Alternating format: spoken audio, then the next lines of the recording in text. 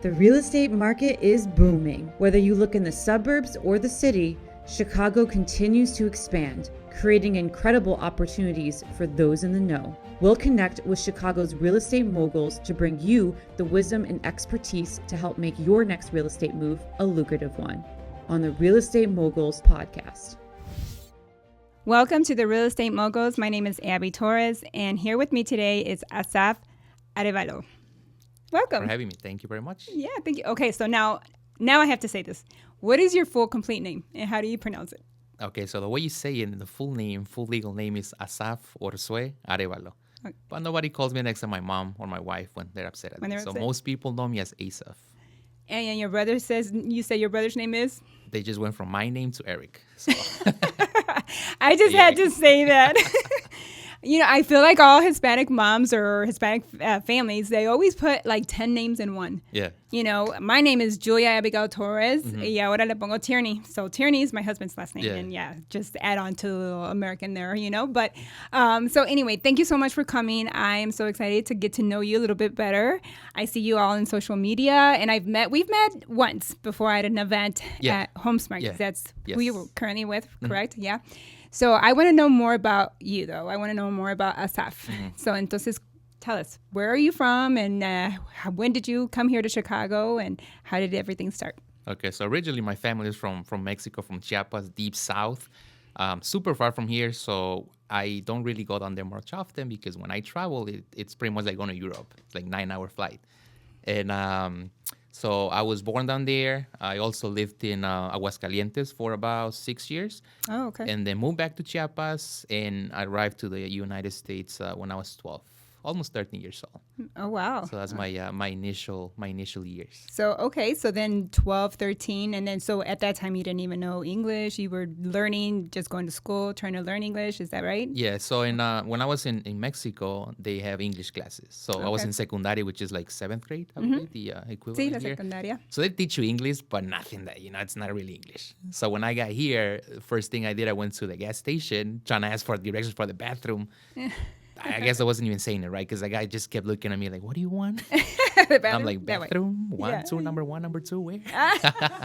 So I had an idea when I arrived, and but I was lucky because there was a school in Rolling Meadows for newcomers, for new students. Okay. So you'll be there for like 2-3 months teaching the culture, the language, and once they felt you were kind of ready, they would ship you to your actual district.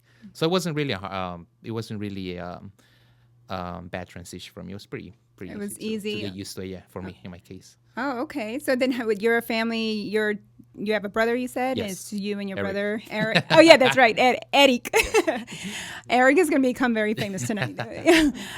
So it's you and your brother, Eric, and then your parents. So how did all of this start for you as far as it goes? Like, take us back in that age. Yes. And then you went to school, and then you started, how did you even want to become into real estate? Mm-hmm. So I've always been a social butterfly per se. Okay. My dad was in sales. So he's, there's different people that get into sales. The friendly ones and the shy ones that they're robotic, but they're good at what they do. Right. My dad was the second one. He was very robotic, not too friendly, but he was good. So I don't know, I've always had the personality of like, friendly, social butterfly. I've always have different group of friends. Mm-hmm. So, I mean, sooner or later, I knew that I was going to do something related with like, selling or customer service. So that was in my mind since a young age. Oh, so when did you start in real estate? 2017, so I'll be 9 years in March. Oh, wow. Yeah, this year. Okay. Yeah, but I've been doing sales forever. Like I used to work at a gym, sell memberships, insurance. And I tried being a nurse for a little while, but it didn't work out because too much studying. And, I like numbers, not not letters. Not letters. You like the numbers, not the letters. Yes. Oh, wow. So take us back on that. How did that transition to now coming into the real estate then? Well, for some reason, I don't know. I always wanted to be a nurse. I wanted to be in the health field, but I don't know where it came from. So all throughout high school, when I graduated, like I went to Harper College, at Harper College. Oh, good for you. And I took all the prereqs. I took the placement testing for the nursing program. I didn't make it. And after that, I'm like, man, I don't know if I want to be a nurse. And at that time, I was working at a hospital in Melrose Park. I forgot the name of it, but I was a dialysis technician. So I wanted to be a renal nurse. I worked there for a few months. I was like 20-something, but I had a really messed up schedule, like 4 to 4. being 21, 22. So I had to go to bed at 8 p.m. And I'm like, I don't know Wow. if this is what I want to do. Wait, to be so honest. 4 in the 4 in the morning? morning to 4 p.m. Oh, wow. But and I had to be at the hospital about an hour and a half before we start receiving patients. So I Right. had to be literally prepared. be in bed at 8, wake up at 2 in the morning. And I'm like, I don't want to be doing this. Oh, my God. And then after I didn't get accepted into a nursing program, I just switched. Yeah. You knew this was more your calling. The selling. The selling. And again, bring it back, Eric. He's always been, been the not the black sheep, but like the different guy. Never want to go to school. Oh, He really? finished high school because my Completely mom, you got to finish high school at least. He did 1 semester in college. He's like, man, screw this. And he started working at a gym, at a membership gym. So I was killing myself at the hospital, working long hours, really good benefits. But he was making way more money than me, working less. And So you're I'm like, man, something's wrong. Yeah, I'm like, Eric, it's hustling me. The heck, man. Oh, that's funny. So then did he inspire you to kind of go? He hired me, basically. Oh, he hired you. He was the hustler. He's a young. I'm older, but he's always been the Oh, one I was more about to focused. ask Yeah. you, is he the oldest or youngest? Okay, He's the so- youngest. Okay, But he was so- the one that was, since kids, he was more organized than me. I'm more like I said, friendly, out here, out there, Yeah. just living the moment. Oh, wow. That is funny. That's a great story, though. Yeah. Yeah. So is your brother still in as a management? Yeah, no, in- he oh, owns is? he owns a boxing gym. Oh, he does. It's been 2012 when he opened his first boxing gym. He had 2 boxing gyms, but during COVID he had to close one. So he still has a boxing gym, but it's a full-size gym too. So Oh, he's wow. doing really good. Yeah. And so you did mention about boxing earlier when we were just talking. Yes. So you were into boxing at one point as well? Yeah. Okay. Yeah, I tell me started about doing that. martial arts when I was 11 or 12. Doing soccer since 9. But martial arts, I did taekwondo, Muay Thai, boxing. I started doing boxing with Eric and my other friend Pedro, which he also owns a boxing gym. And I still do boxing every now and then, whenever I can. So I'm Oh, wow. stress releaser, punching without, getting in trouble. We're punching without getting in trouble. Yeah, that is it's a great stress reliever. I will Yeah. tell you that. So do you work out like every single day in the morning? Like, what is your routine? I try. So I like running outside. I feel like Rocky. Even if Oh, really? even if it's bad outside, as long as I don't slip, Yeah. I'll go run outside. I have a Really, dog- like even in this temperature Yeah, right now. yeah. So, by the way, if those who are not listening and don't live in Chicago, it's snowing out there, so it's pretty cold. So you run out there. Yeah, I okay? can't do treadmills. Like we have the Peloton, but I don't. I even if I got Netflix and all that, it's boring. Yeah. Plus, I'm old. It's hard on my knees, so it's easier to run outside. So have you run any marathons? Or No, the most I've done it's 5K. 5K. I actually But did that's still a lot. I did 7K. Forgot it was like a obstacle course, Savage Race. That's what it was. So I did that last year. Completed that. Oh wow. Yeah. That's still like 7K. I can barely run a 1K. That's pretty impressive. Still pretty Yeah. good. And I did okay. And I didn't train quite a bit. You did what? I'm sorry. I didn't train for Oh, much because I really? got sick for like 3 weeks, but I ended up like the better half out of 500 competitors, I believe. So I did okay. I finished it, which is the most important thing. Yeah, that's good. Yeah. So yeah, definitely workout is in your agenda. Mm-hmm. You have to. I feel like in this business, you have to have like some type of stress relief. Yeah. Y luego más if you have family at home, you got the little ones. So tell me about your kids. You have 2 kids. You Yeah. said? So I got 2 kids, boy and a girl. They're my daughter will be 12 in March, and my son just turned 6 in September. Oh wow. They're very active kids. My daughter, she's been swimming since she's a year and a half, so 2 years. Wow. She actually has a meet in Wisconsin, so she has a swim meet on Saturday. She's really good. She was 3 seconds away, sorry, from making it to the States. Oh my God! Yeah, she made Wow, it to regional, that's and then the team amazing. lost for a few seconds. But she's really Wow, getting she's competitive pretty- now. Yeah, that's pretty competitive. And That's my s- great. So at that age, I mean, I always feel like I don't know how to swim. Yeah. I'm fear of like water, but I think that's a great age for them to start learning. I mean, I know that when I had my little boy, they would say throw him in the water. Yeah, and they'll I was learn. like, what? I'm Yeah. like, no. Is that something how she kind of learned or no? Well, the thing is, because again, I was thinking, I'm like, okay, she's a year and a half. Yeah. I wanted to be home and just pick up bad habits, the phone right away. That's Yeah. the first thing that came to mind. So I'm like, what am I gonna like? And I find an activity for her. And then I just started swimming, and since then we've been consistent with it. So that's pretty much what it was. And she loves it, huh? She doesn't love it, but No? I'm like, okay, so if you don't do swimming, you gotta find something else that you like. Right. And she hasn't come up with something else. So I'm like, she's still doing swimming. But it sounds like she's Now she's very committed. Yeah, now she's competitive because her personality is more artistic. She likes like drawing, reading, not much athletic. But lately, like the past year, she became more competitive because every time she competes, she doesn't get less than third place. So first, second, or third on different swimming styles. Wow. So she's getting competitive, and because she's seen that she's good at it. Yeah. So she's more comfortable and confident now. Wow. Yeah. Well, congratulations to her, and I hope that she does good tomorrow. Me too. And this is tomorrow. You said you're going out Yeah. to Wisconsin. Yeah, Oh, wow. Saturday. And then your little boy is. He is Diego, 6 years old. He's also really good. He just turned 6 in September, but he's playing with the U8 travel team already. So he's playing with third graders at kindergarten. He's still in kindergarten, playing with third graders. Oh, really? Yeah. Oh, wow. Yeah. You got some very athletic kids. You're Big busy. investment. You know how it is. Having Yes. kids in clubs is expensive. So It is. hopefully, Diego, once you watch this episode, Leah, I appreciate what your dad is doing for you guys.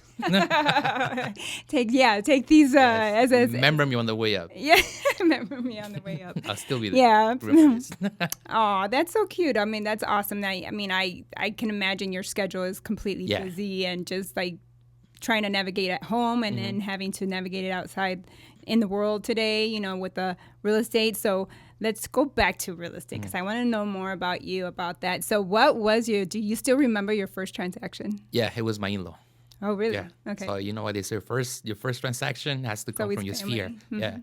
Yeah. Because if you do market, whatever you do, it's gonna take time to come back. So my in-law was my first Your in-law? my first transaction, my brother-in-law. Now, how was that transaction? Pretty good? It was pretty easy, yeah. Because I was doing sales before. I was already, I was doing insurance, so I had, Okay. I was obviously different market coming from insurance to real estate, but it's business at the end of the day. So you know how to talk to people, ask the right questions or whatnot. So it wasn't really bad. Right. Yeah. So at what point do you feel like it was more of a challenging job for you? Like, did you overcome any, tough transactions or stuff like that? You still remember that you're like, okay, this made me a better person, better realtor. Well, yeah, at the beginning, because it's like I said, it's a different animal that people say. If you do sales, but it's different types of sales that you're doing, different transactions. So coming from insurance, I was used to dealing with angry customers, issues here and there, but real estate is completely different. Really? So I do remember my first few transactions, because again, you don't know really, even though if you have like a good mentor, there's still things that you're unsure about. You're like, man, like, should I be more consistent with this, or like, how do I approach this person to get the job done, or like, there's always, you're uncertain about some things. But I had this particular client. It was 2 acres. It was a foreclosure property. There was no way of reaching, because there's a case manager most of the time when there's like a foreclosure property. So the listing agent didn't know nothing. He's like, okay, if you have questions, you got to reach out to the bank or whatnot. Wow. So I was like lost. It was scary, but somehow we pulled through. And that's tough when you are working with someone who, doesn't have that background or doesn't have much knowledge about it. It's like you got to look into that. Yeah. It's going to be all the, falls back on you because the clients are, they're thinking that you're going to be Yeah. there to represent Exactly. them, right? So that's got to be tough. Yeah, you know? especially when they're getting desperate, because okay, so do your job, like Right. call this person, find out what's going on. I'm like, well, there's really not. There's the only person that I can communicate with is the manager, and everything is through the computer through a link. Oh, wow. So I'm Yeah. like, how do you, So what stands out, like as far as real estate goes, what makes you a better realtor than others? I'm pretty involved. So basically, myself, like every time I work with somebody new, it's like I'm working with myself, basically, like if I was on the other side. So what I think sets me up apart, I'm different, that I believe, is that I'm always involved.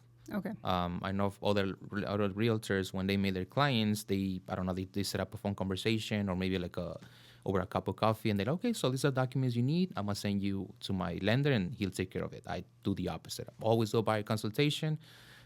Bring their documents over to me. Obviously, I'm not going to read them and tell, hey, you're going to either qualify or not, but I just like to see their documents, have a conversation with them, see where they're coming from, what they're looking for, and be realistic with their, expectations. Because if they tell me, what, I make minimum wage, I have 2 car payments, this and that, I can, based on what I'm seeing, probably we shouldn't even run your credit. Yeah. Yeah. And throughout the process, even though after I meet them and send the documents to the lender, I'm always involved. So I'm like the middleman. And some people, they're like, oh, yeah, but I don't want them to rely on me because if something goes wrong, this and that. But I'm like, that's why you have a team behind you. Your lender that you're working with, they should have your full trust. Right. So it doesn't matter if if they come to you for everything, like question-wise, you should be glad because they trust you.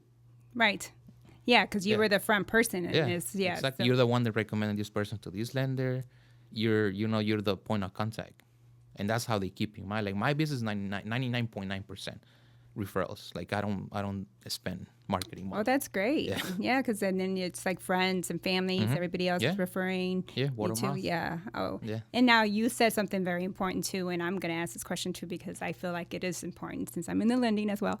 But as far as it goes, like what is a good team player for you when it comes to that? Because like you just said, your clients are coming to you because you're the front person. So what is important for you as far as it goes with your team when you're dealing with attorneys, lenders? What is that important for you? Mainly communication, because you might be the best lender out there, the best attorney, but if there's no communication or you get on your high horse and you just think that everybody's on your time, you already lost me. Yeah. Yeah, because you're at the end of the day, you're working for somebody. I mean, you're an attorney, but you're being hired to do a job. You're a lender, but you're being hired to get somebody their house. Yeah. So if there's no communication, there's nothing after that. Yeah. What do you think is like the biggest mistake that others are doing right now as far as it goes in the real estate? Because I feel, we may get like known as, oh, well, in the mortgage business or in the real estate business, I've heard this, I've heard that. So it's not about what you hear. It's the person. I feel it's you represent you. Yes, exactly. So what do you think it's like out there that it's like the mistakes that are being done out there? Overpromising. Yeah, That's a great one. Yeah, that's what That it is so true. Yeah, anything in life, if you overpromise, you can deliver. That's it, and that's what I see. Because I talk to a lot of people, and that's the first thing they tell me. Oh, it's because they told me I would qualify for a house, and I'm like, ma'am, you work this. You're not even full time. Yeah, right. You have a lot of debt. Like I don't know. I mean, that's they're lying to you already from the get go just to get you, because they're wasting your time and they're wasting their time. Yeah. Promising things without even knowing, your situation. Right. Same with lenders. Sometimes they tell you, because there's a few things that we can do as realtors from other realtors, and same things from lenders. True. Yeah. So, but that's the thing, just overpromising, overhyping yourself up to seem bigger, better than you actually are, and you fall short. Yeah, but I like that you have that mentality when you talk to the clients too, because you're also preparing them. You're talking to them. You're asking the right questions to get them prepared, and not just saying, "Well, here, call this person." Yeah. So you kind of do your homework up front. Yes. Yeah. Yeah. Because like I said, I'm treating it like I would like. Because when I got my house, I was referred to a realtor. That guy didn't do anything besides legit just showing me houses. That's why a lot of people have the wrong ideas about realtors. That's all we do. Because a lot of people treat it just like a transaction. You're a number. You're a paycheck. Right. Yeah. And at the end of the day, it's not. It's about a continued relationship. It is. Yeah. It's a continued Longevity. That's yeah. how you get longevity. You're right. Yeah. No, I agree with that. And I mean, you also are huge in social media, I mean, besides the referrals that you're getting, I'm sure you're getting referrals in the social media as well. Tell us about that. How's that like with the social media every single day posting or? Yeah. So I do a mixture, right? Because nobody likes, in my opinion, nobody likes to be sold. It's like when you go to a clothing store and you're just looking for a scarf, a jacket, and the salesperson right away, can I help you? I'm like, I'm looking. If I'm going to buy, I'm going to buy. So same thing, like I figured early that nobody likes to be sold. So in my personal case, I combine personal moments, like my daily things that I'm doing with activity that I'm actually in real estate. So it's a combination of like appealing to like my friends that I'm still, me from when they met me, but I'm still a professional. So that's how I mix it up. Because some people, you lose yourself once you start making it, or you start. Yeah, it's like, no, be you, and that's what people attract towards. Wanting to work with you because you're being real, you're being there for them, you're treating them like family. So that's important. Yes, and I'm a genuine person. They feel that. I can. And I can. You wouldn't believe my different groups of friends. Michael. You mean Mike or Miguel? They all call you different things, and I can legit say that I have friends from so many backgrounds that is like, I'm the Snoop Dogg of real estate. Snoop Dogg of real estate. I Martha love that. Stewart. He's got the friends here, friends there. But you're a likable person, and you're fun, and you have a great personality. Thank you really do, Asaf. You're very genuine. Thank you. I can tell. So what advice would you give somebody out there who's just starting in the real estate business? I feel like this year is going to be great, which I'm excited. So what if they're starting now? What advice would you give them? Patience and consistency. That's key. All right. You got to believe in yourself. But not just believing yourself, telling yourself, oh, I can do this because he's doing it. Like, really look deep into yourself and be like, hey, are you going to give it 100% or not? Because if you're not, you're just wasting your time. But be patient because whatever you see on social media most of the time is not real. They're just, flex. It's like taking a picture on your good angle. And then somebody else uploads another picture of you and you look completely different. So if you were to go missing, nobody will find you. So many filters. So you just got to be real to yourself, consistent, and patient. That's basically it. Well, you heard it from the guy. Yeah, that is true. And I feel like right now that's what people need. They need to hear that. And, there's a lot that's going on in social media. I feel like there's a lot, genuine people out there, but, just like yourself. But you don't know until you actually are in it and you're working hard and you're trying. Yes. So, well, thank you so much for this podcast. I really appreciate you coming out and learning more about you. So if people want to learn more about you, where can they find you? So you can find me on Facebook, on Instagram. I know I should have Google, but I don't at the time.